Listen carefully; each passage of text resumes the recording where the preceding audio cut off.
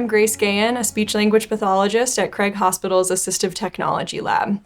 I'm going to talk a little bit about some phone safety recommendations that we consider for our patients with traumatic brain injuries. Depending on the person, their injury, and where they are in their recovery, it might not be appropriate for someone to have their technology immediately after a traumatic brain injury. Before encouraging someone to have their personal technology back, there are a few safety considerations that we make to make sure that the technology will be as beneficial for them as possible. To determine someone's appropriateness for a return to their personal technology, the team is considering things such as cognitive deficits that they might have, including problem solving, difficulty with inhibition, and their ability to make appropriate judgments. Luckily, when it comes to returning to technology, it doesn't have to be an all or nothing situation. We can use some limitations and restrictions on smartphones and tablets to allow someone to gradually return to using their personal tech safely. Areas of phone use that we're considering when returning someone's technology includes their contacts,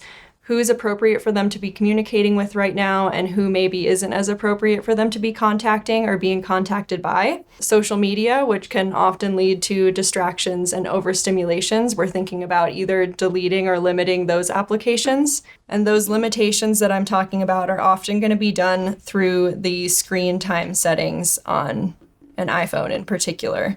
It can also be done through Google and Android settings, oftentimes through Google Family Link. We're also considering limiting notifications on an iPhone. Smartphones often have a lot of notifications popping up throughout the day that we can really minimize to reduce distractions with patients who have traumatic brain injuries. We're thinking about any apps that allow someone to handle finances. So this can include limiting or deleting banking apps and any app that is connected to someone's credit card, including Venmo, Amazon, food delivery apps. Lastly, we're taking into consideration overall screen time, which is also something that can be monitored and limited within the screen time settings through downtime. Setting some screen time limitations can help our patients with a little less inhibition and problem solving to keep themselves from using their phone too much throughout the day or even limiting their sleep at night because of too much phone use.